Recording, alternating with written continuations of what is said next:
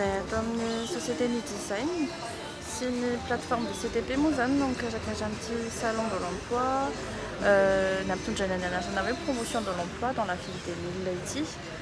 Misy thème anankefatra no hitan'ny mpitsidika ato, zany hoe ny resaka recrutement, recherche d'emploi, resaka formation izay hitanareo misy établissement de formation spécialisé amin'izay, notamment ny partenaire anay de CTP. Misy ihany koa ny resaka entrepreneuriat, zany hoe fanampiana ny tanora amin'ny resaka fanantanterahana ny tetikasana ary ny monde du numérique. Nisafidy an'ilay thème anankefatra moa zany d'un côté hitanay fa mifameno ilay izy, moa hitanay fa ny point commun izy moa zany à la fois ny resaka emploi sy ny formation zavatra miaraka foana zany, moa ny monde du numérique zavatra sehatra anankiray efa manomboka mivelatra ary hita fa mety hampivelatra ny tanora sy ny firenena ihany koa. Izay nampahatonga anay nanamatra ny thème anankefatra.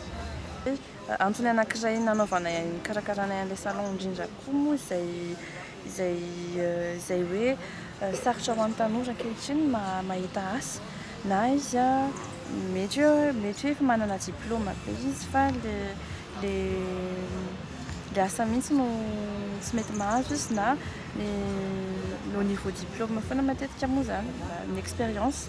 Dia izay no nampahatonga anay no nikarakarana izy ity.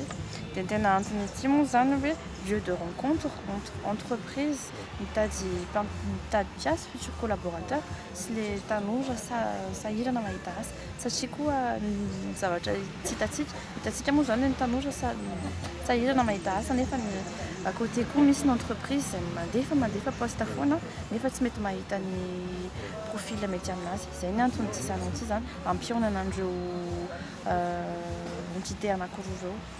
Izy ity moa zany mbola vao andiany voalohany fa efa niara niasa tamin'ny plateforme foana ihany zay niaraka tamin'ny DCTP tamin'ny organisation ana salon.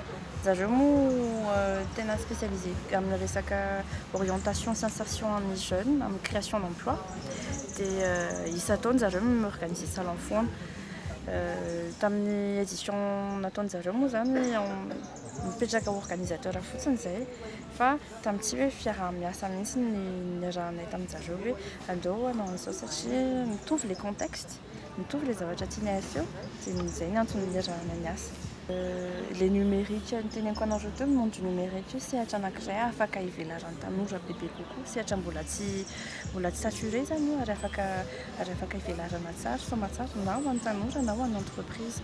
Zavatra iray à côté koa tiana aseho ato zany ny difficulté amin'ny tanora mahita asa, difficulté amin'ny tanora koa nefa à côté mitady formation correspondre amin'ny zavatra tadiavinao atao amin'ny fiainana. Du coup natambatra ato ilay izy hoe formation mety aminao, miorienté amin'ny tanora zany amin'ny resaka formation mety aminazy. Ny formation mety aminazy amin'izay no hiteraka asa avy eo, tsy voatery hoe hiasa manolana foana izy fa mety hoe hicréer emploi à son tour. Dia izay zany no tianay aseho ato.